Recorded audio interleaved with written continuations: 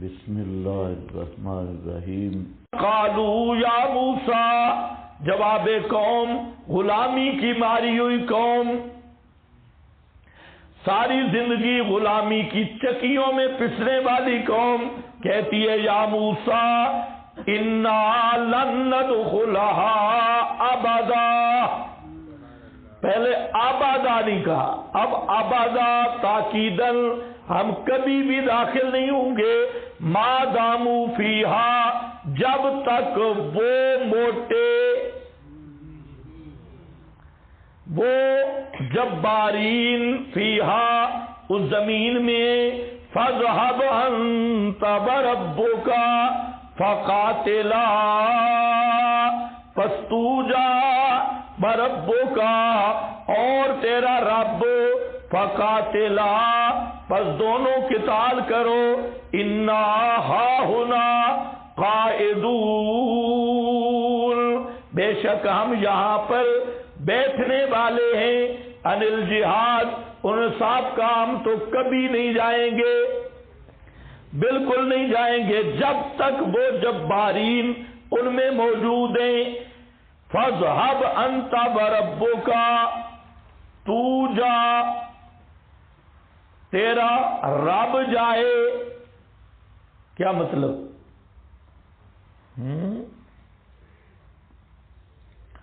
تو جا اور تیرا رب جائے، اس کے تین مطلب ہیں۔ ایک مطلب یہ ہے فاذهب انت وربک، تو جا اور تیرا رب جائے، فقاتلا، یعنی تو خود جا اور اللہ تیری مدد کرے، تو جا قتال کرنے، اللہ تیرا حامی ناصر ہو، ہم جہاں بیٹھتے ہیں قائدون، ذکر شکر کریں گے، جہاد پہ تم جاؤ اور ہم یہاں ذکر کریں گے۔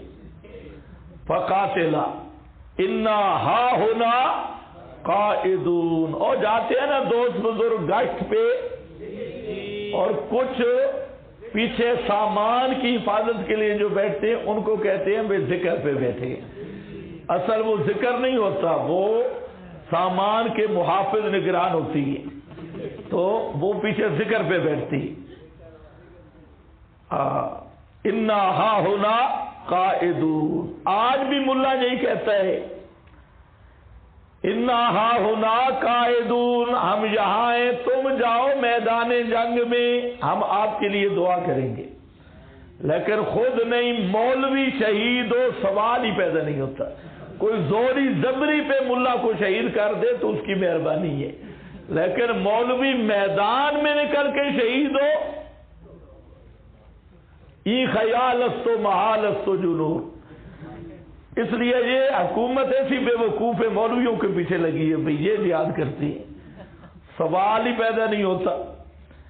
یہ ہے کہ انا ہاہنا قائدون، ہم یہاں بیٹھے ہیں، تم جا، اللہ تیری مدد کرے، ہم دعا کریں گے۔ یہ دوسرا ربوں کا مجازی معنی ہے، اور یہاں رب سے مراد مجازن مربی ہارون ہے، کہ ہارون بڑے تھے، تو جا اور تیرا بھائی جائے، فقاتلا، تمہیں بڑی شوق ہے، ہم تو جہاں بیٹھے ہیں، انا ہاہنا قائدون۔ اور تیسرا بطور استہزاء کے کہا کہ یہ ایسی قوم تھی کہ انبیاء سے بھی مذاق کرتے، حضرت موسیٰ کو بطور استہزاء کے کہا کہ تجھے بڑا شوق ہے نا جہاد کرنے کا، اور کہہ بھی رہا ہے اللہ پہ توکل کر، تو پھر تو اللہ کو ساتھ لے جا اور جہاد کر، ہم نہیں آتے۔ کتنے معنی ہو گئے؟ تین۔ اور سوچتے بھی ہو آج یہی حالت ہے، فقاتلا انا ہاہنا قائدون۔ ہاں، کدھر ہے اس پہ حاشیہ ہے کوئی؟ ہاں یہاں پر اس حاشیے کی غرض ہے کہ اصحاب محمد اور اصحاب موسیٰ کے تفاضل کا بیان ہے. اصحاب محمد مصطفیٰ اور اصحاب موسیٰ کے درمیان تفاضل کا ذکر ہے کہ انہوں نے کیا کہا, انا ہاہنا قائدون. اب دیکھو طارق کہتے ہیں ان عبداللہ قال المقداد یوم بدر, یہ مقداد نے کہا بدر کے دن یا رسول اللہ انا لا نقول لکا کما قالت بنو اسرائیل, اللہ کے رسول ہم آپ کو یوں نہیں کہیں گے جیسے بنو اسرائیل نے کہا تھا موسیٰ کو فَاذْهَبْ أَنْتَ وَرَبُّكَ, تو جا اور تیرا رب, فَقَاتِلَا إِنَّا هَاهُنَا قَائِدُونَ. ہم یوں نہیں کہیں گے بلکہ ہم کہیں گے امضِ وَنَحْنُ مَعَكَ, امضِ وَنَحْنُ مَعَكَ, آپ چلیے ہم آپ کے ساتھ ہیں. فَكَأَنَّهُ سُرِّيَ الرسول اللہ صلی اللہ علیہ وسلم. اور وہاں پر صحابہ کی تقریریں سیرت میں بھی ملتی ہے.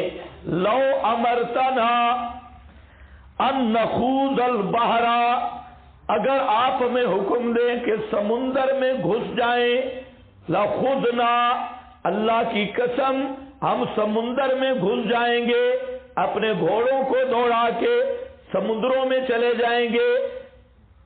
ہاں لو امرتنا, اگر آپ حکم دے. یہ ہے اصحاب محمد اور ادھر یہ اصحاب موسیٰ انا ہاہنا قائدون. یہ تفاضل ہے اصحاب کلیم اور اصحاب حبیب میں. اب اس پر یہاں صرف یہ عبارت لکھنے کا مقصد بھی عنوان ہے, آپ پوری سیرت صحابہ اس کو لے آئیں اور ایک ایک قدم صحابہ کا دیکھیں کہ قربانیوں سے عبارت ہے. حتیٰ کہ قائد موجود ہو تب بھی احد کا میدان ہے, جب آپ اکیلے رہ گئے تو 7 نوجوان یک کے بعد دیگرے آپ کی ڈھال بن کے انہوں نے آپ کی حفاظت کی. تیروں کے پورے بچھاڑ کے سامنے ڈھال کے طور پہ کھڑے ہو گئے. ایک گرا, دوسرا, وہ گرا, تیسرا, وہ گرا, چوتھا. 7 جوان شہید ہو گئے لیکن آپ تک تیر نہیں پہنچنے دیا. ہاں ہونا قائدون والا مسئلہ نہیں. اور اسی طرح جنگ قادسیہ کے حالات دیکھیں اور یرموک, اور یہ بڑی بڑی جو جنگیں ہیں, ہر طالب علم کے لیے ضروری ہے کہ وہ مغازی کا بھی مطالعہ کرے. جہاں قرآن پاک کی تفسیر ہے, مغازی پہ مستقل درس ہونا چاہیے, مغازی رسول پر, اور پھر اصحاب رسول کے جہاد, انہوں نے جو جہاد کیا اس کا بھی مطالعہ کرے. اور پھر اسلام کی پوری تاریخ جہاد سے لبریز ہے. صحابہ کے بعد تقریباً آج تک یہ جہاد مسلسل رہا اور مختلف عنوانوں پر رہا, مختلف میدانوں میں. اس میں اچھے لوگوں کے ساتھ بھی رہا, برے لوگوں کے ساتھ بھی رہا, عادلین کے ساتھ بھی رہا, ظالمین کے ساتھ بھی رہا. یعنی امام عادل تھا, جہاد پھر بھی جاری تھا. امام جور تھا, جہاد پھر بھی جاری تھا. تو اسلام کی آبیاری جہاد سے ہے, اسلام کی بقا جہاد سے ہے, اور اسلام کا دوام جہاد سے ہے. اور آج امت کی ذلت کی وجہ یہ ہے کہ امت نے اجتماعی طور پر جہاد کو چھوڑ دیا ہے اور جہاد کا ذوق ہی ختم ہو گیا اور اجتماعی طور پہ یہ سوچ ختم ہو گئی. تو آج سارے ظلمہ, فسقہ, کفرہ حکمران مسلط ہے. حالانکہ جو عیسائی اور یہودی ہے وہ اپنے قتال پہ ابھی بھی باقی ہے, انہیں ابھی تک بھی مسلمانوں کی سابقہ فتوحات اس کا وہ بدلہ لے رہے ہیں, اور مسلمان کو لبرل بنا کر جہاد سے دور کر دیا گیا، وسائل میں سب سے زیادہ افرادی قوت، سب سے زیادہ ایٹمی قوت، سب کچھ ہے، لیکن ہماری حالت کیا ہے کہ ہم اپنے ایٹم کی حفاظت کے لیے سارے لگے ہوئے ہیں کہ ہمارا ایٹم محفوظ رہ جائے، ہم ہتھیار بچا رہے ہیں، حالانکہ ایٹم کیا تھا؟ دشمنوں پہ رعب تھا، اور ہم اپنی ایٹمی قوت کو بچانے کے لیے سارے خرچہ کر رہے ہیں کہ کہیں ہم سے نکل نہ جائے۔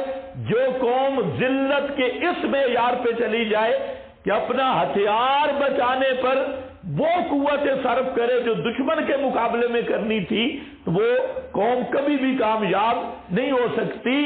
ایک ہی صورت ہے اس کی کہ پھر سے جہاد کا انقلاب ہے، اور پھر سے وہ جہاد کے جذبات ابھرے، ایسی قوم تیار ہو جو خالصتاً مجاہدین ہوں، اور اپنے جہاد ہوتے ہی توکل علی اللہ پہ ہے، اللہ تعالیٰ کے بھروسہ پر۔ تو جو آدمی اللہ کے بھروسہ پہ نکل پڑتا ہے پھر اللہ کی امداد آتی ہے۔ تو یہ ساری واقعات، یہ واقعہ بتایا اس لیے گیا کہ جہاد چھوڑو گے ذلیل ہو جاؤ گے۔ آج وہ ذلت آپ اپنی آنکھوں سے دیکھ رہے ہیں۔ نبی کریم صلی اللہ علیہ وسلم، ابو داؤد میں حدیث ہے، فرمایا ایک وقت آئے گا کہ اقوام عالم، ساری دنیا کے اقوام، وہ تم پر ایسے حملہ کریں گے جیسے دسترخوان پہ لوگ ذوق شوق سے جاتی، کوئی خطرہ نہیں ہوتا روٹی چھوٹی کھانے کا، پیالے کی طرف جاتی ہے، دسترخوان کی طرف۔ تو صحابہ حیران ہو گئے، اچھا یومئذ نحن یومئذ قلیلون، ہم اس وقت کم ہو جائیں گے، اتنے کم ہوں گے؟ فرمایا نہیں، تم ہوگے بہت زیادہ، تعداد میں زیادہ ہوگے، لیکن الوہن، وہن آئے گا۔ یہ وہن کیا ہے؟ حب الدنیا، مادہ پرستی کی مرض ہوگی، حب الدنیا۔ اور جب دنیا کی محبت، مادہ پرستی آ جائے تو شجاعت ختم، بزدلی آتی ہے۔ دنیا کی محبت، مکان، ٹیپ ٹاپ، رہن سہن، گاڑیاں، بنگلے، جب سارا دل ادھر گیا تو اب جہاد نہیں ہوگا۔ حب الدنیا راس و کل خطیہ، ہر گناہ کی جڑ دنیا کی محبت ہے، اور جس دل میں دنیا کی محبت آ گئی تو وہ جہاد نہیں کر سکتا۔ اس نے دیکھنا ہے اپنی زنانی کے چہرے کی طرف، یا اپنے مکان کوٹھی کی طرف، یا بال بچوں کی طرف، یا مولوی کا وہن ہے، اپنا مدرسہ یہ مولوی کی دکان ہے، یہ تجارت گاہ ہے۔ اور مدرسہ اللہ کے لیے نہیں ہے، مدرسہ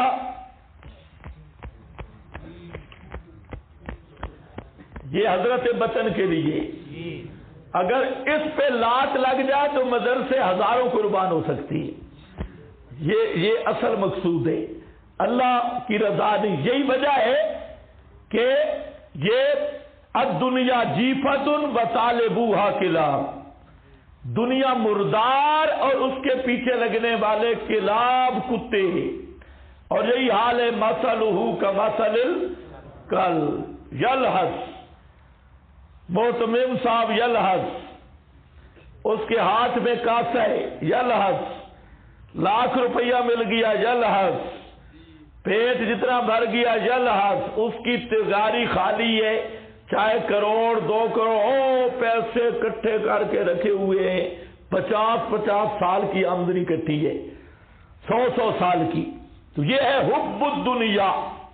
اور جہاد وہ کر سکتا ہے جس کا یہ ذہن ہو کہ کن فی الدنیا کا انا کا غریب او عابر سبیل، جس کا ذہن میرا دنیا میں ہے ہی کوئی نہ، لڑنا ہے، جنت میں جانا ہے، جہاں دنیا میرا گھر ہی نہیں ہے، دنیا رہائش کی جگہ ہی نہیں ہے۔ تو جس آدمی کا یہ ذہن بن جائے کہ دنیا میرا قابل رہائش مکان نہیں، اور دنیا میں وہ کاننا کا غریب اجنبی اس کا دل کیا لگے گا، تو وہ تلوار اٹھائے گا اور وہ چلے گا، اور جس نے جہاں سب کچھ بنا لیا تو توبہ، تلوار کوئی زبردستی اس کو اندر آ کے شہید کر دے، میدان میں نکل کے یہ شہید نہیں ہوتا، اور ذلت سے نکل نہیں سکتے۔ دیکھیں پیغمبر کے سامنے قوم پیچھے ہٹ گئی، قال رب انی لا املک، سبحان اللہ۔ جنگ قادسیہ کے حالات میں لکھا ہے کہ جو رومی تھے یہ صحابہ کو جن کہتے تھے کہ یہ عربی کوئی جن نہیں، جہاں وہاں پر تو مقام بدر پہ تو کہا نا لو امرتا نخوض البحر لخوضنا، اگر آپ حکم دیں ہم سمندر میں چھلانگ لگائیں لگا دیں گے۔ اب کمال یہ ہے کہ پیغمبر ساتھ موجود بھی نہیں تھا، اور جب ضرورت پڑی تو صحابہ نے سمندر میں چھلانگ لگا بھی دی اس جنگ میں۔ ہے عمر ابن اعلیٰ کہ اللہم انا نقاتل فی سبیلک، وہ جو سارے رومی تھے وہ دریا کے کنارے قلعہ تھا، ادھر سارا دریا تھا، انہوں نے کشتیاں ساری کاٹ ڈالی، جلا دی، اور خود قلعے میں محفوظ ہو گئے، اور قلعہ بہت بڑا قلعہ تھا، اور دریا کا پانی بہت تیز تھا، اردا گرد بہت بڑا دریا ہے تو اس کا پانی بھی بڑا تیز اور بہت گہرا تھا۔ تو صحابہ نے مشورہ کیا اب کیا ہوگا، کشتیاں انہوں نے رات کو ساری جلا دی، اور خود قلعے میں محصور، اور قلعہ دریا کے پار، صحابہ ادھر وہ ادھر۔ تو اب مسئلہ، تو ان کا جو کمانڈر تھا کہ اب یہ ہے کہ اب گھوڑوں کو دریا میں ڈالنا ہوگا، دریا میں۔ وہ سارے قلعہ کی دیواروں سے دیکھ رہے تھے، انہوں نے اپنے گھوڑے دریا میں ڈالے، تو انہوں کہنے لگے جی عربی یہ انسان نہیں یہ جن ہے۔ پہلے تو خوش ہوئے یہ سارے ڈوب جائیں گے، اس پانی سے گھوڑے کیسے نکلیں گے، لیکن جب وہ گھوڑوں سے سیدھے دریا پار کیا تو وہ بیچارے اگلے لڑنے کی ہمت ان کو ویسے بھی نہیں رہی، کچھ وہ قیدی بن گئے، کچھ بھاگ گئے کہ یہ اس قوم سے مقابلہ کیسے ہو جنہوں نے اپنے ایسے دریا میں گھوڑے ڈال دیے۔ ہاں بھائی، تو یہ بہادری آتی ہے ایمان کے ساتھ۔ یہ جو آپ کے دوست بزرگوں کی اصطلاح ہے ایمان بنانا ہے جی، یہ پلاسٹک کا ایمان کبھی بن ہی نہیں سکتا، ریبنڈ میں رہ کے کیا ایمان بنے گا۔ ایمان بنانا ہے تو میدان جنگ میں جاؤ، 5 منٹوں میں ایمان بنتا ہے کہ نہیں بنتا؟ اصل ایمان بنتے ہی جہاد بھی، یہ بات اچھی طرح سمجھو۔ آلو مٹر کھانے سے ایمان کا خطرہ ہے، ایمان صحیح بنتا میدان جنگ میں، میدان جہاد میں جب 1 منٹ کا بھی بھروسہ نہیں ہوتا کہ ابھی گیا احسان اخلاص سارے مراتب ایمان کے 5 منٹوں میں پورے ہو جاتے ہیں، جو صدیاں لگتی ہیں ایمان بنانے کو۔ تو جہاد کے میدان میں 5 منٹوں میں ایمان پورا بن جاتا ہے۔